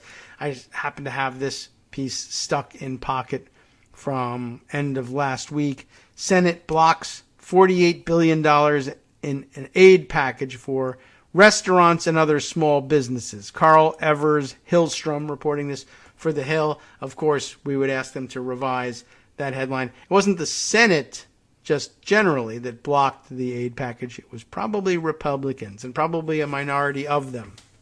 As a matter of fact, here's the answer to that one. The Senate on last Thursday, blocked a bipartisan bill. It's bipartisan, by gum. How come it didn't work? Bipartisan bill to provide $48 billion to restaurants, gyms, and other small businesses hit particularly hard by the pandemic. Senators voted 52 to 43. So you know how that goes. 52 in favor, 43 against. The bill fails in the Senate. 52 to 43 to hold a vote on the bill. That would be the motion to proceed. Falling short of the 60-vote threshold needed to move forward, just 5 GOP, or GOP, senators voted for the motion to proceed, with the bill's opponents citing its impact on the federal deficit and inflation, as if that mattered. By the way, I thought it was interesting that they included gyms in the impact aid, just because you may recall that in the earlier days of the pandemic, some of the more vocal Republican a-holes that got themselves on TV cameras were gym owners insisting, we're not going to stay closed, and we're not going to have masks, and we're opening up, and how dare you, and you're impacting our business. And so Democrats say, well, I'll tell you what, why don't we make it up to you with some aid that will help you through it and help you make ends meet?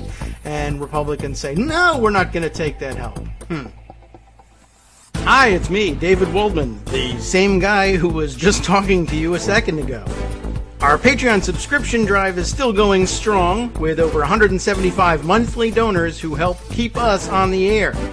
If we've helped keep you going during the pandemic, why not return the favor and help us keep going so we can all be together for the next disaster? Patreon.com, Patreon.com, makes it easy to make secure, recurring monthly contributions to support our show. Patreon.com/KagroX gets you straight to our donation page. Maybe you'd like to thank us for keeping you sane during the Trump era. Maybe you're looking forward to in-depth explanations of what's going on in the Biden administration. Whatever it is that keeps you listening, we need your help to keep bringing it to you. And hey, if you happen to prefer using PayPal or even the Square Cash app, we're up and running with those options too. Thanks again, everyone, for all your support. We literally could not do this without you.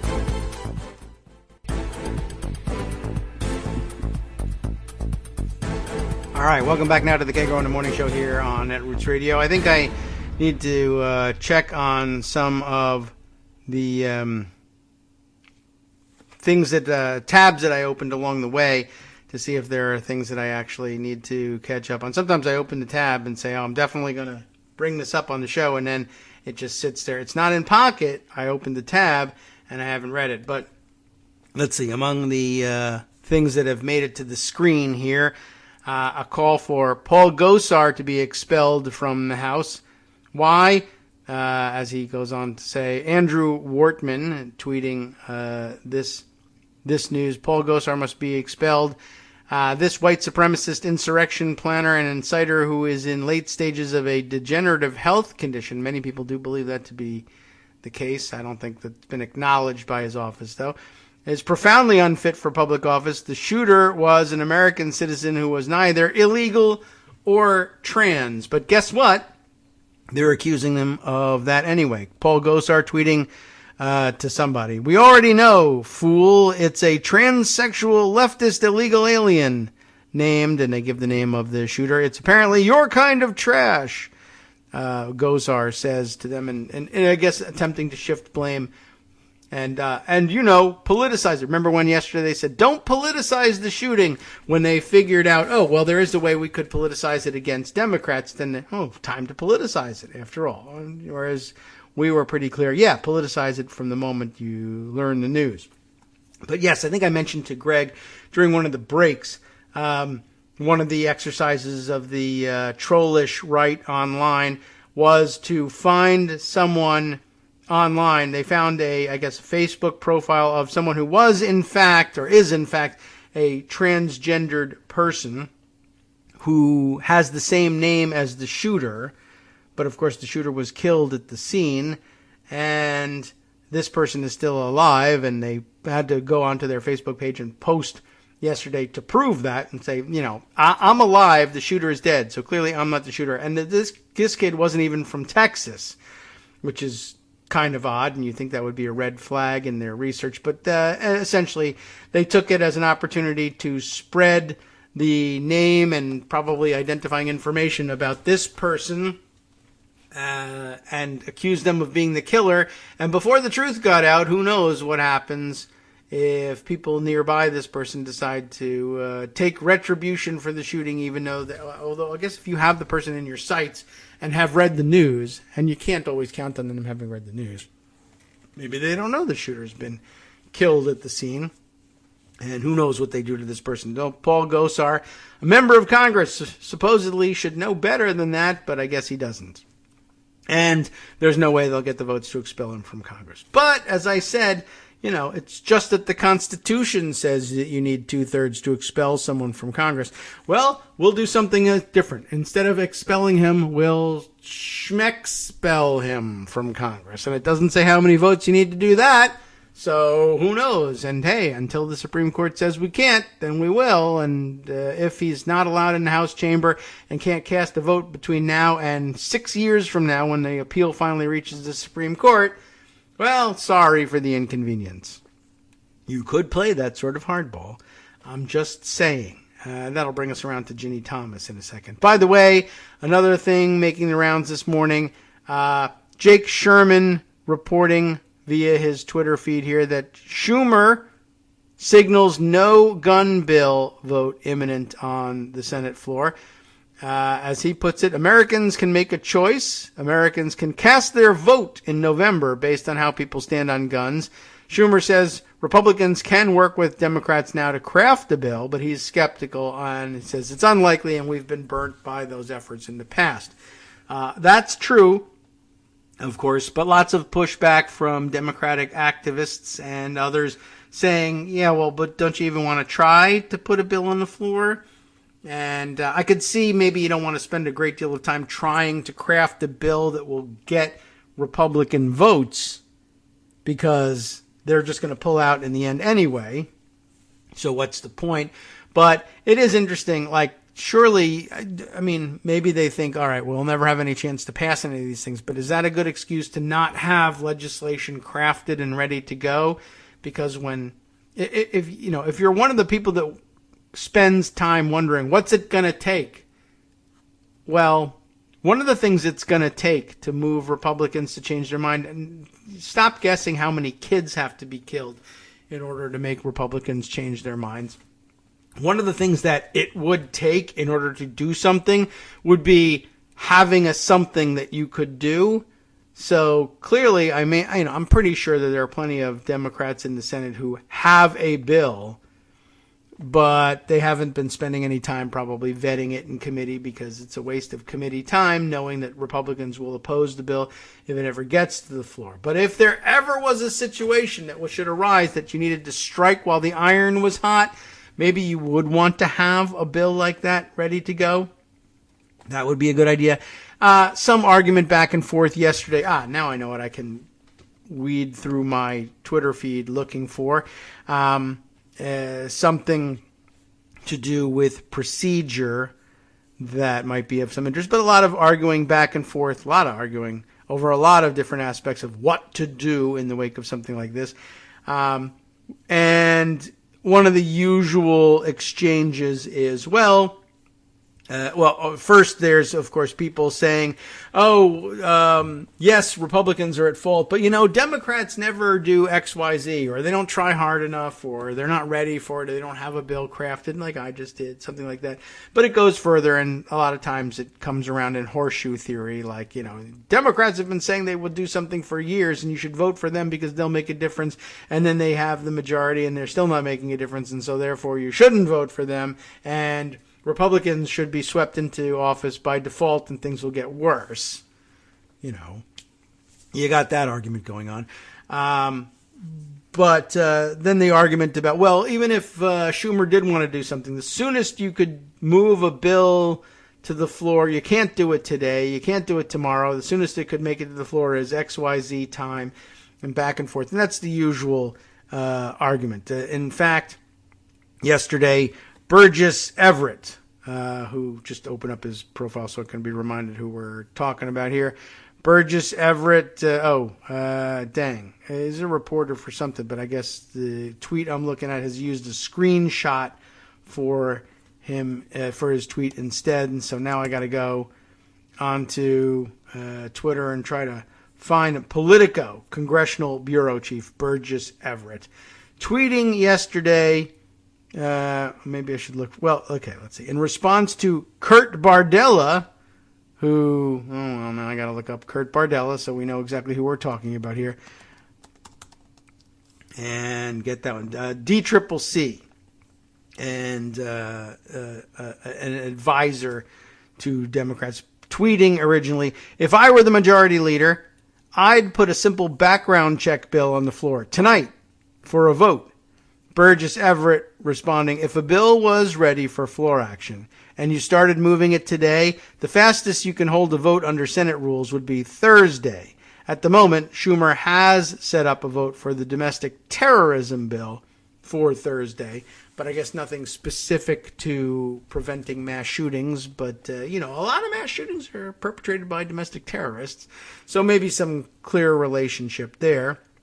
Not clear whether the reporting from Jake Sherman this morning saying no gun bill imminent includes the domestic terrorism bill, whether they're backing off bringing that to the floor or they never had, in fact, set that for Thursday, or whether they just don't consider that to be a direct response to the shooting, and so therefore, so it's a little unclear what the terms of the debate are here. But Burgess Everett here following the usual model of a bill coming to the floor, like let's make a motion to proceed to the bill and then file cloture on the motion to proceed to the bill and then wait for the cloture motion to ripen and then hold the cloture vote. And even if you manage to invoke cloture, then you got to deal with the 30 post-cloture hours before you can bring a bill to the floor and get started on working on it, but not thinking more creatively than that. I mean, that's the standard procedure. So regular order is what Burgess Everett is talking about, but we're reminded there are other things you can do. Of course, at any given time, you could ask for unanimous consent to bring a bill to the floor or to start debate on something or to immediately pass something, but it only takes one objection to deflate that, so it usually doesn't go anywhere. But folks like Ira Goldman, whose name we call fairly frequently with respect to procedural issues here, KD by proxy on Twitter, pointing out, FYI, if there's a background check bill on the calendar, that is to say, you've already brought it through committee, reported it out from committee, brought it to, and put it on the calendar, the Senate calendar for floor consideration, which you should be doing all the time. I know they have no chance of passing, but like I was saying earlier, if you have a bunch of them on the calendar ready to go for when the situation demands it, if the iron is hot and you decide to strike to see if you can, as they say, I don't know, strike gold or lightning will strike. Lots of striking going on in this situation. But if you have it on the calendar ready to go, history does show that the solutions that get implemented tend to be the ones that were lying around ready to go when an emergency happened.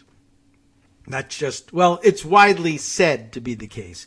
I don't know. I haven't done my own historical survey of these things. But at any rate, if you had one on the calendar, Schumer could, in fact, have gotten a vote right away. He says if there's a background check bill on the calendar, Schumer could get a vote of sorts anyway tonight.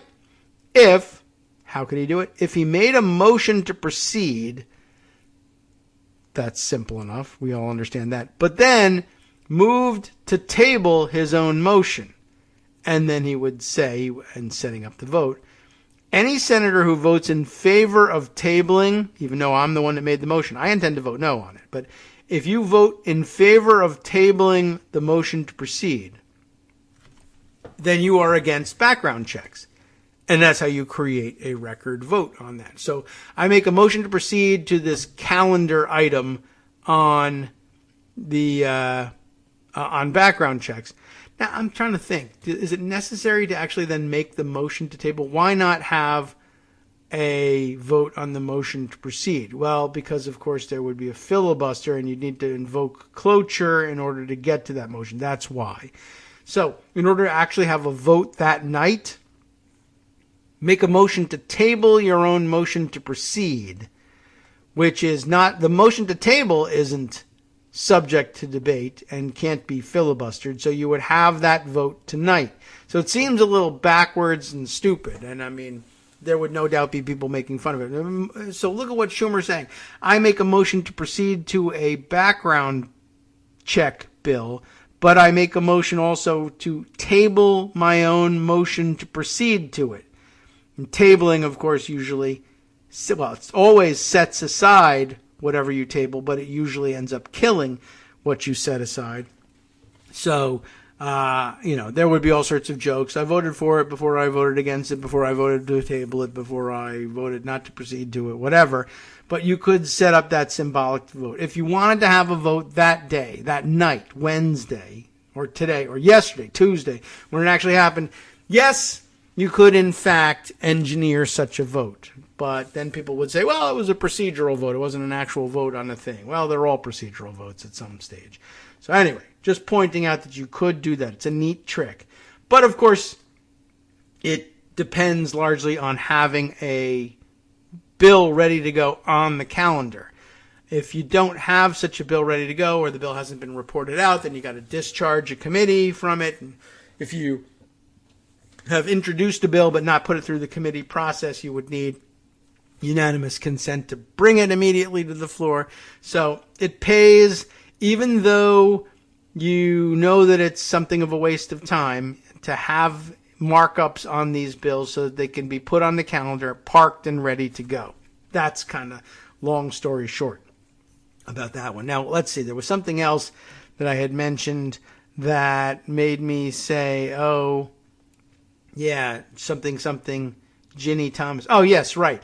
I think I was just talking about what the rules are, say, for expelling Paul Gosar from Congress versus saying, maybe we don't need to. Maybe we can spell him, right, and say something completely different, but the effect is the same, and we just make up a new theory as to what we're doing. As I teased the other day, what would you do with Clarence Thomas? Ordinarily, if you care about the Constitution and you think that it's a valid document and we ought to be following its rules, the only way to get rid of Clarence Thomas is to impeach him, convict him, and then remove him from office. And as you know, that takes a 2/3 vote in the Senate, and it's just unlikely to happen under almost any circumstances. Just as we're always saying, what would it take for gun control in this country? How many kids' lives have to be lost? Well, what would it take to move 2/3 of the Senate, including, I guess, at least 1/3 of Republicans, to vote to remove a Republican icon from office, even a nonpartisan office?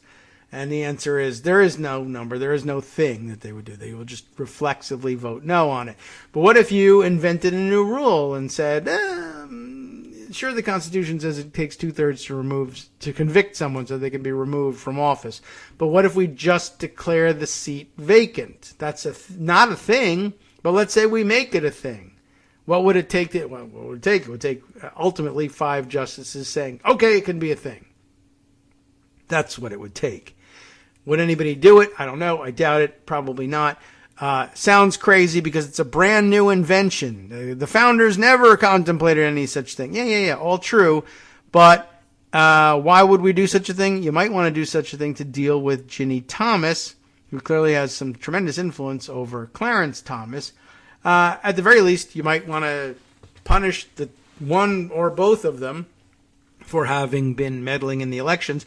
But before you dismiss the idea of just coming up with a brand new theory about how you can get rid of a Supreme Court justice, realize that the problem we're actually trying to deal with here is the wife of a Supreme Court justice trying to talk state legislators into just making up a brand new theory about how they can undo a presidential election.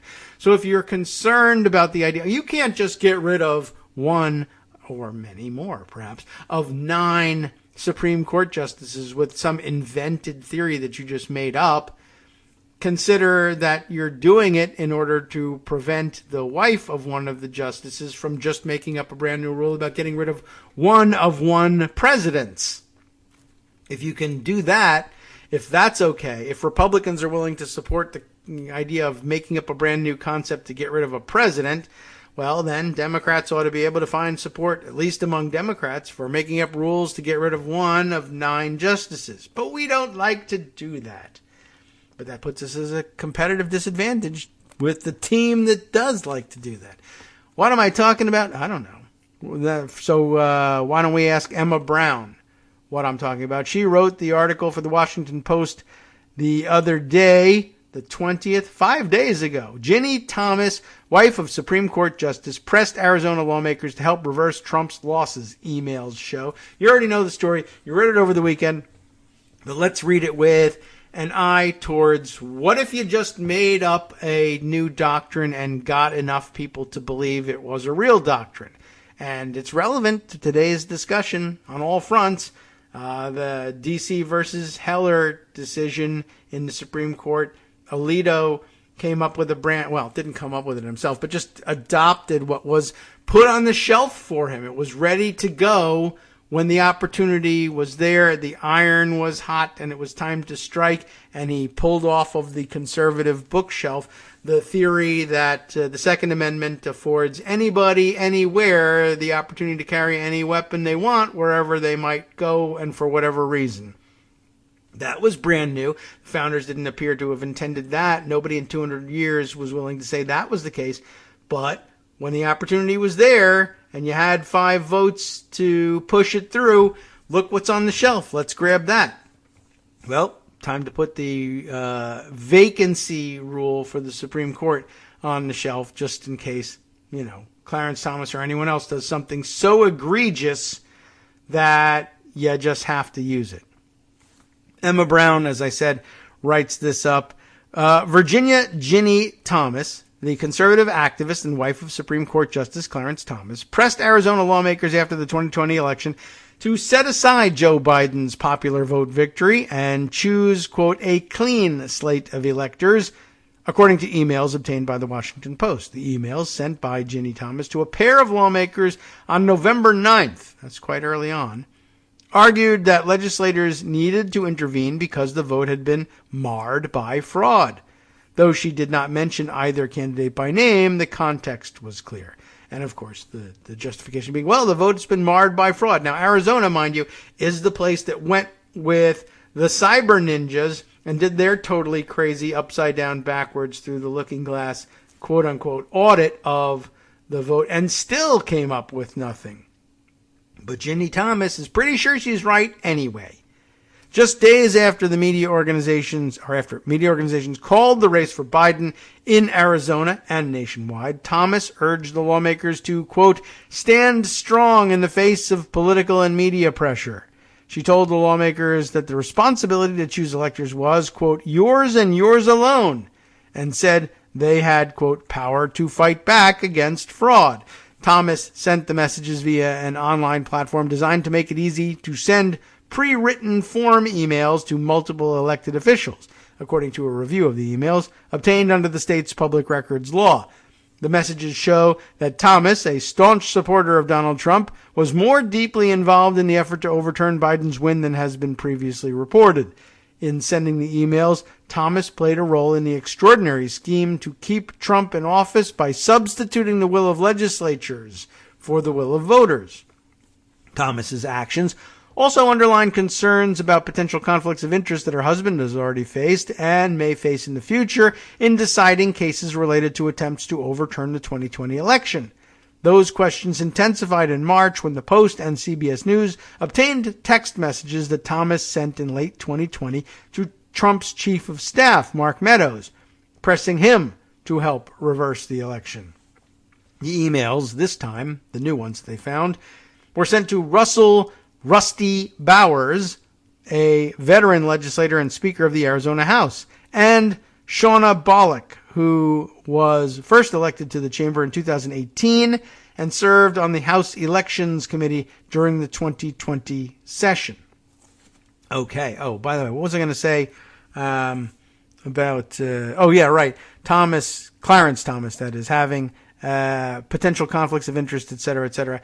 Most notably, I think, the one being where he was the one justice out of the 9 willing to go on record as saying, no, we should be quashing these subpoenas from the January 6th committee as unconstitutional and improperly issued. And it was because his wife was among the people probably going to be subpoenaed by the committee. And, probably shouldn't have been ruling on that one. Anyway, so these emails, including the ones to Rusty Bowers here, say Article 2 of the United States Constitution gives you an awesome responsibility to choose our state's electors, read the November 9th email. Of course, our state's. Yeah, she's not from Arizona, I don't think. Was she originally from Arizona? She's certainly not a resident there now. Please take action to ensure that a clean slate of electors is chosen. Thomas's name also appears on an email to the two representatives on December 13th, the day before members of the Electoral College met to cast their votes and seal Biden's victory. Before you choose your state's electors, consider what will happen to the nation we all love if you don't stand up and lead, the email said. And by the way, so far so good, quite honestly, if they don't stand up and do it. It included a link to a video of a man delivering a message meant for swing state lawmakers, urging them to, quote, put things right and, quote, not give in to cowardice. You have only hours to act, said the speaker, who is not identified in the video. By December, the claim that legislators should override the popular vote in key states and appoint Trump electors was also being pushed publicly by John Eastman, a former law clerk to Clarence Thomas, and Rudy Giuliani, Trump's personal lawyer. Trump allies argued that pandemic-era changes in election administration and supposedly widespread fraud meant that elections had not been conducted in accordance with the state legislature's directions, and that under the U.S. Constitution, the results therefore could be cast aside. Many legal experts have called those arguments unpersuasive and anti-democratic, like how about fake? And no state legislature complied. Efforts to persuade state lawmakers to name new electors are among the issues under examination by the Congressional Committee investigating the January 6th insurrection. Courts turned back dozens of lawsuits filed by Trump and his allies in an attempt to challenge the election outcome, and there is no evidence of voting machine manipulation or other widespread fraud. Ginny Thomas did not respond to any requests for comment. A spokeswoman for the Supreme Court did not respond to messages asking Clarence Thomas for comment. Ginny has insisted that she and her husband have kept their work separate, but her political activism has set her apart from other Supreme Court spouses. About a decade ago, she and Steve Bannon, who later became chief strategist to the Trump White House, were among the organizers of Groundswell, a group formed to battle liberals and establishment Republicans. Groundswell dedicated itself to a 30-front war, whatever that might even mean, seeking to fundamentally transform the nation. Big words. According to emails uncovered by Mother Jones at the time, election integrity was among the topics discussed in the group's first months, the emails show. In other words, Clarence Thomas and his former clerk, Eastman, have been working to put that emergency plan on the shelves for years in case the iron ever got hot enough to strike. That's the lesson. Thomas's influence in Washington grew during the Trump presidency as her views moved into the GOP mainstream. Clarence and Ginny Thomas had lunch with Trump at the White House in 2018, then attended a state dinner the following year. Also in 2019, she and fellow right-wing activists attended a White House luncheon, where the New York Times reported that they told Trump his aides were blocking their preferred candidates for administration appointments. Over the same years, at annual luncheons, Thomas handed out impact awards to right-wing figures. Recipients have included Meadows, then a congressman chairing the hard-right Freedom Caucus, Project Veritas founder James O'Keefe, and Fox News host Sean Hannity. Thomas is a member of the Council for National Policy, a network of prominent conservative activists, some of whom helped press claims of election fraud. She recently said she attended the pro-Trump rally at the Ellipse in Washington on January 6th. Thomas sent the emails via freeroots.com, a website meant to give political organizers an efficient means of conducting email campaigns. The email address of the sender in Thomas's emails is displayed as Ginny Thomas, no reply at freeroots.com. A representative of Free Roots did not respond to a message seeking comment. The November 9th email carried the subject line, "Please do your constitutional duty." In addition to pushing the lawmakers to appoint electors, the email asked for a meeting to discuss pursuing an audit, a quote-unquote audit of the vote. Under the U.S. Constitution, of course, states appoint presidential electors in such manner as the legislatures might direct. Historically, some state legislators appointed electors directly, but in the modern era, as you know, states have delegated that responsibility to voters. In urging Arizona lawmakers to choose electors after Biden had already prevailed, Thomas's messages claimed lawmakers could intervene in that process and at that stage, I would add. The records obtained by the Post do not show any response from Bowers, whose refusal to help overturn Biden's victory in Arizona made him the target of a recall campaign. When Trump's legal team pressed to replace Biden electors with Trump electors, Bowers released a public statement explaining that they were asking legislators to do something forbidden by state law. So he actually stood by the law at that point. But hey, what the hell? Ginny Thomas says, I think you should keep in mind that if 5 justices say the opposite, then the opposite becomes the law. And I already have one of the justices living with me in my house, and I think I can persuade him. We just need to get another 4, that's all. And how crazy is it? If I can get one, certainly the rest of you can get another 4, right? That's the whole theory. And as long as we're making up theories, and it only takes it doesn't even take the support of one justice to do these things, well, then all theories are created equal. And my theory of just using a majority vote in Congress to declare a Supreme Court seat vacant is as valid as anything she has proposed, and as many Supreme Court justices support it as hers. So, hey, why not give it a shot? Yeah, well, stick around. We got more right here on netrootsradio.com. As a matter of fact. You have been listening to Kagro in the Morning with David Waldman. And now's your chance to listen to Justice Putnam in the morning. It's still morning on the East Coast. Next up, of course, the West Coast Cookbook and Speakeasy, which you can hear on the East Coast. And, you'll want to stay tuned, of course, for his take on all the news of the day and his usual roundup of the news from around the country and around the world.